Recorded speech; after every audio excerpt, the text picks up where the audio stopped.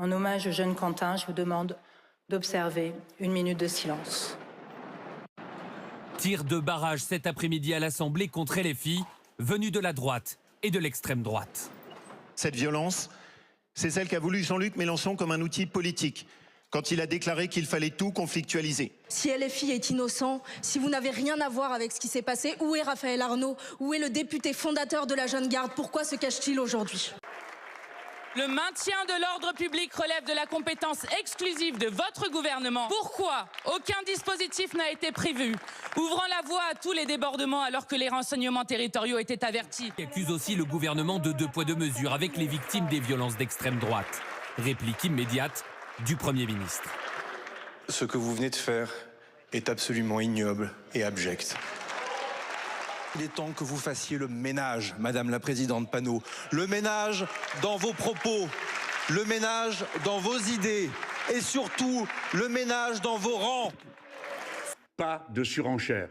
On se déshonore lorsque, étant contre la peine de mort, on ne calcule plus la portée de ses propres actes et que l'on frappe d'une manière qui, de toute évidence, comporte le risque d'infliger la mort. Nous n'acceptons pas les leçons que nous donne Monsieur le Premier ministre qui visiblement a pété un câble cet après-midi aux questions d'actualité.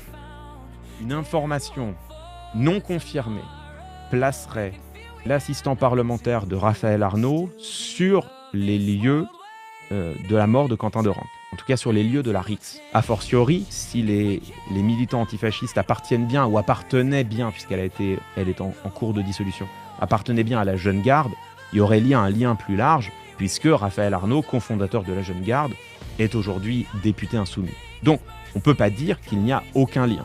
Ce qu'il faut dire, c'est que le service d'ordre de la France insoumise n'est en rien responsable de la mort de Quentin Derenque. En rien.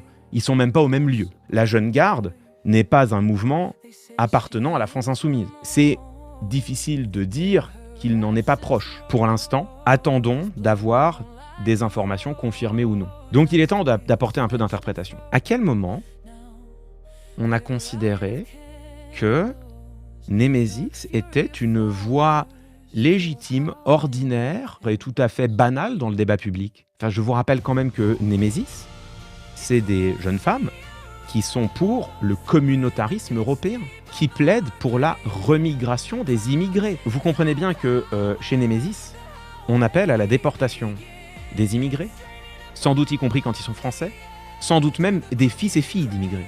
Bref, on appelle à une épuration ethnique.